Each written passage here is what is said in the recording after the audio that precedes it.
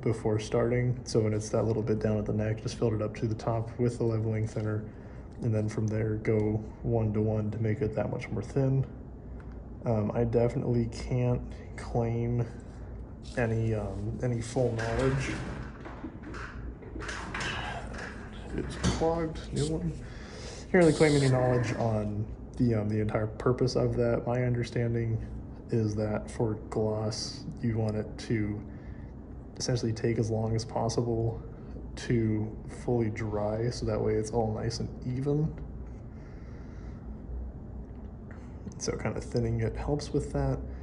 But then I kind of got a bit of a mixed understanding that maybe someone can explain better. I saw someone else saying that thinning it out helped it to dry faster, so then you could do more paint to make a thicker coat, which you wouldn't be able to do with it being thicker, because then it would pool.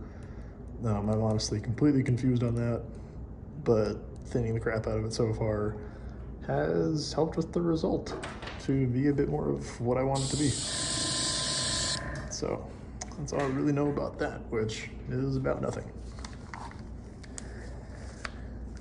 So again, this is about 20 PSI, and I'm just going probably too close to the parts from what I've seen, but again, it's worked. The kind of idea here is to spray a heavy coat and keep an eye on where it looks like it's still wet, and try to get it so that everything is wet when you're putting it down to cure, so that everything dries nicely and evenly. And then on top of that, you're basically just doing a super heavy coat.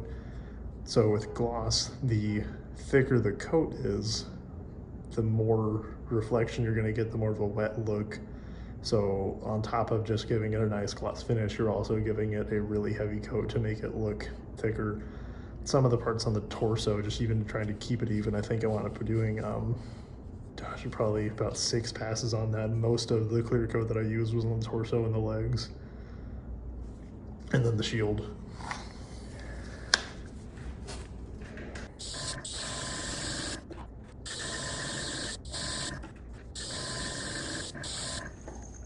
So then also for the tack coat process, as I was doing this, I feel kind of goofy taking my mask on and off, but I only do, depending on the size of the parts, I do a couple of parts at a time, so that it still is like a little bit tacky. I feel like if you go through and do all of your parts, and in this case I'm only doing 9 parts right now in total, but if you do all of your parts for an entire kit, by the time you get all the way to one end, your tack coat's completely dry back on the other end, and it just, I don't see how it could possibly serve a purpose. Again, I don't claim knowledge in it. I'm going off of YouTube videos and personal experience, so.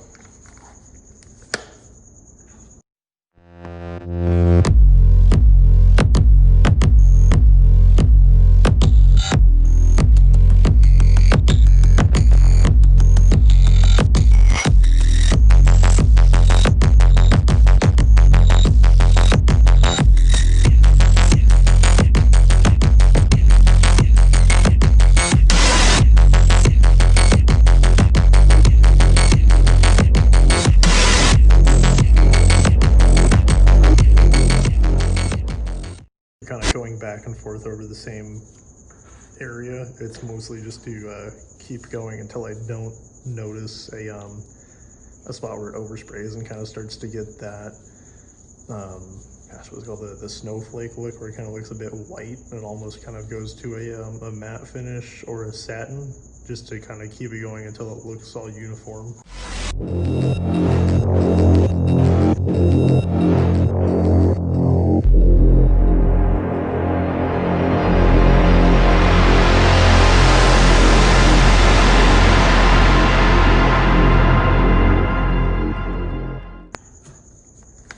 These, it is a bit more of a pain because I'm running into the same issue I had with the torso and some of the other bigger parts, like the shield also, where as you're working your way down to one spot, you have to get to the other side, and by the time you get there, it kind of starts to dry, and you gotta just hurry back and keep going over it until it's all, again, uniform.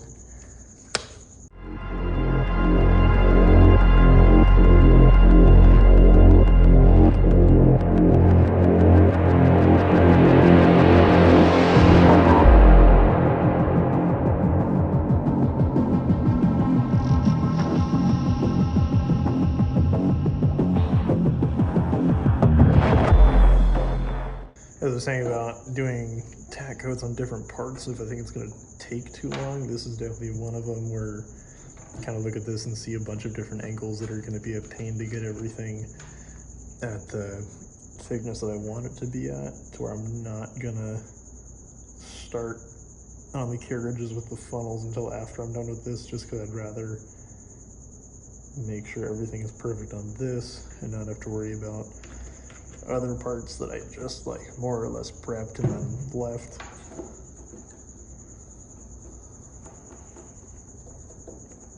Again, I have no idea if I'm just wasting time and being all like, oh, what if something that can't happen happens, but that's the way I have been doing it. And I'm always open to any criticism if anyone's going to be like, hey, you could have saved 2 weeks on your time. Who knows?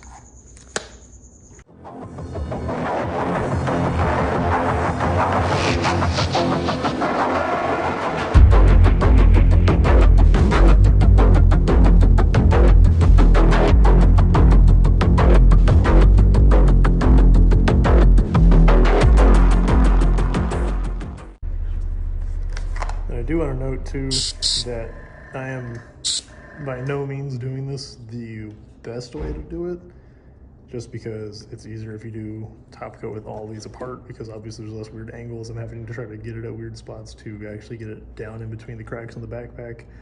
However, I constantly have issues with parts not fitting together after fully painting them, or if they do fit together, they're kind of wonky. So I kind of just started putting everything together to an extent where I can still get most of the areas, and then doing the top coat with it as it is.